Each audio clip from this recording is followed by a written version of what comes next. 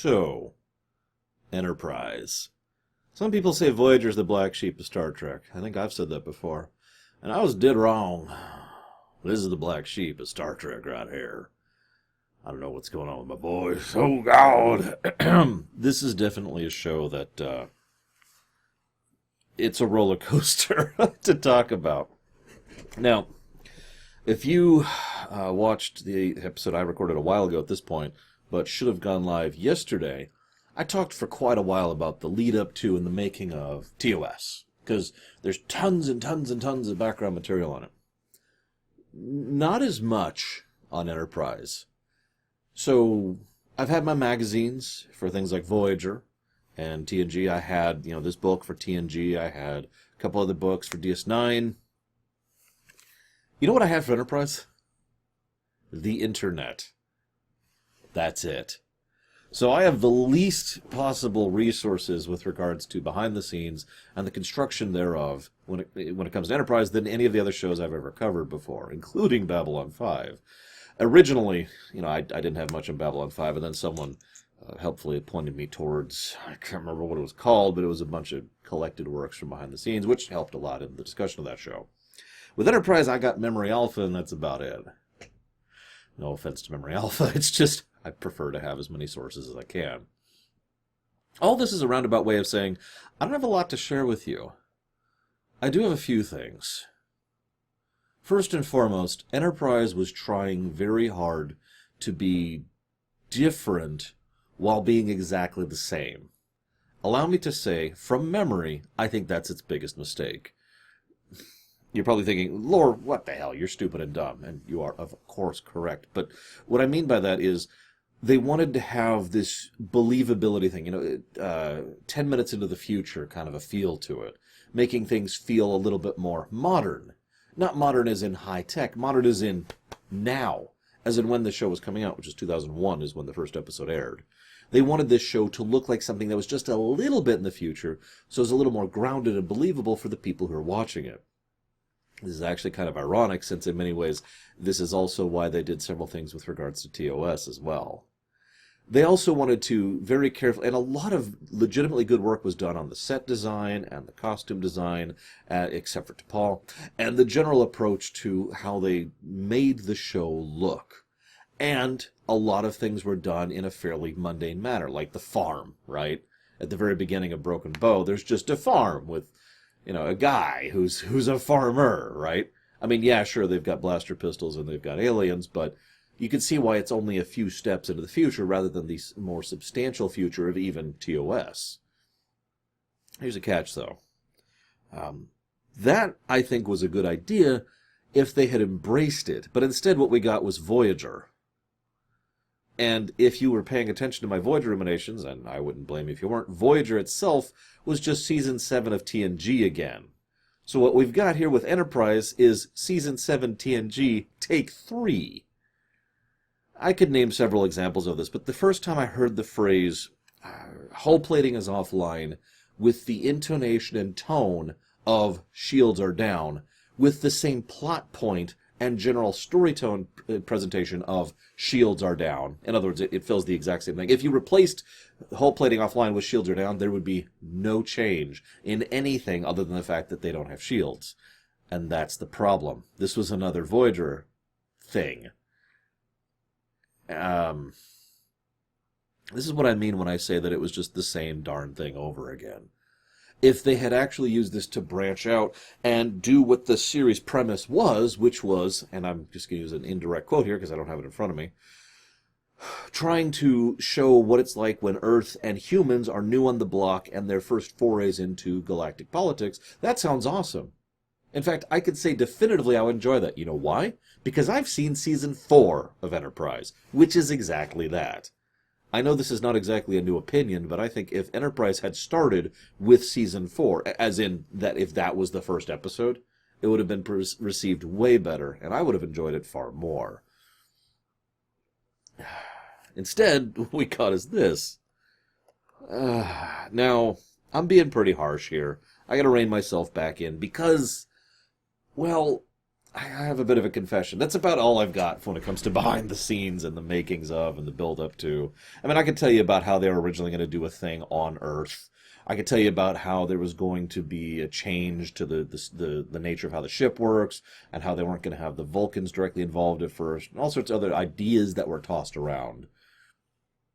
What I want to talk to you about, if that's okay with you, is my personal experience with Enterprise.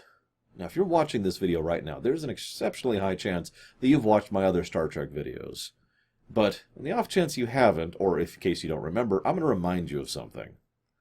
I watched Encounter at Farpoint when it came out, kneeling right next, I can still remember, kneeling right next, this big old, like, sofa cushion, couch, pseudo, I don't know what you call it. It was a chair. It was like a chair that had an extended part so she could lean back in it. Or put her legs up in it, rather, not lean back. And I was sitting right next to it, just kind of head up against the chair, watching Star Trek with my mom. We watched all of TNG like that. We watched most of Deep Space Nine like that. As I told you guys, we kind of jumped from Move Along Home forward a little bit, and then we started watching the rest of it together. And we watched all of Voyager with it. By the time Enterprise came out, I was in college. Just to give you an idea here of how much of a part of my life and my upbringing this Friday evening ritual was, with me and my mom watching Star Trek together. Now, Mom was getting into a few other shows at this point in history, so she had kind of fallen out of Star Trek, and she wasn't really all that impressed with late Season 7 Voyager stuff. She didn't actually want to watch Enterprise. I was actually the one who convinced her to, because the premise sold me. The idea of, a more grounded, believable, less high-tech Star Trek sounded kind of cool. And frankly, it still does. Well, the Discovery will learn that. Sorry. I still haven't watched Discovery as of recording this video, so I'm just memeing when I say that. We'll probably watch Discovery someday. Maybe. Anyways. So, I convinced her to watch it, and we sat down, and we watched Broken Bow. I believe that's the first episode. I guess I could check, because I got the Blu-rays right here. Excuse me. I haven't even pulled them out of the wrapping yet. Of course it's not going to say. But yeah, we sat down, we watched it. We were thoroughly unimpressed. We talked about it afterwards over dinner, and we both disliked it so much that she wanted to drop the show on the spot. I was like, well, hang on, Mom, hang on. You know how this goes. You know how there's usually some kind of issues with the first episode and all kinds of problems there. Oh, what do we got? Oh, it doesn't say. It doesn't say the episode. Oh, here we go. Broken Bow. I was right. God. These things are terribly packaged, by the way. Anyways, I convinced her, let's give it a shot, Mom. Let's give it a shot. Let's give it a few episodes. And she was like, no, you're right. I don't remember when we quit. I'm actually going to be paying attention as I go through this series to try and figure out when exactly we gave up the show. But this is the show that made me quit Star Trek. I'm not joking about that. Now, if you paid attention to anything I've talked about Star Trek previously, you know I've watched Enterprise. What happened was many years later when the DVDs came out, I was like, all right, sure, whatever. And I borrowed a friend's copy because I wasn't spending money on that. And I was like, all right, let's go ahead and watch this. And I watched through season 1 and 2 and 3 and 4. And my general impression was that season 1 and 2 were bleh. And season 3 was actually kind of interesting. And season 4 was actually pretty good. And then it got cut off, and, that's when I started looking into things, found out about the cancellation issues they were discovering, found out about the multiple changes under the hood with regards to the production team and the developers and the writers and the producers, and, of course, found out about the season 5 that should have been, which is a shame, because I think season 5 could have been pretty legit, especially if Shawn actually became the main character, but I'm getting ahead of myself. So I'm like, okay, Enterprise entered my usual rotation of rewatching Star Trek, which I did every couple of years. That's actually the wrong way to say that. Basically, anytime I wanted to watch something, I would just kind of pick up where I was and make my way through one of the shows and make my way through the other and so forth and so on. This is especially helpful when I got that overnight networking job, some of you may remember. And those of you who remember the TNG stuff, remember that I actually paused on watching TNG there in order to save it for covering for this show. So, hey, we finally managed that. Kudos. But I rewatched Voyager several times, and I got one last story to tell you, because I started to rewatch Enterprise. So I got through most of Broken Bow, like 3/4, and I was just like, you know what, whatever, next episode, next episode. By this point, I had bought my own DVDs, consequently. And so I'm like, all right, next episode. And I don't remember the next episode is, but I got about half of the way through it before I just went to the next episode and got about a quarter of the way through that one and then skipped to the next one and got about a fifth of the way through that one. And you can kind of see the trend. What ended up happening was I was just so massively disinterested with the episodes that I would just skip to the next one. Very quickly, it got to the point where I would get about 2 or 3 minutes in and then be like, okay, it's this one, skip. Okay, it's this one, skip. Okay, it's this one, skip. And there were probably a handful, like 5-ish episodes across Season 1 and Season 2 that I actually watched. I don't remember all of them, please forgive me. I know Regeneration is in there somewhere. But that was it. And then I got to Season 3, and then I rewatched the show. I have rewatched Season 3 and 4 of Enterprise several times. I have never rewatched Season 1 and 2.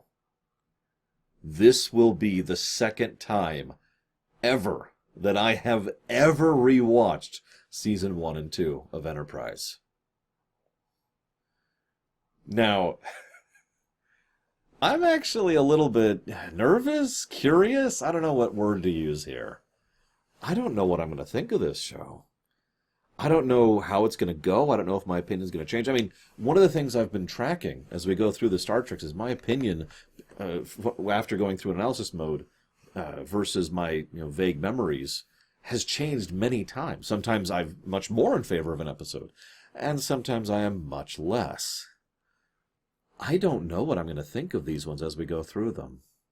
Now, I know a lot of you like to watch these alongside me, and that's awesome, and it kind of makes me smile every time I hear about that. So if anybody's actually going to be going through Enterprise with me, I'm very curious to know your thoughts, especially of Season 1 and 2. The last time I watched these episodes would have been in the 15-year-ago range at this point. So we'll see, won't we? That'll all be starting, of course, next week when we go ahead and cover Broken Bow.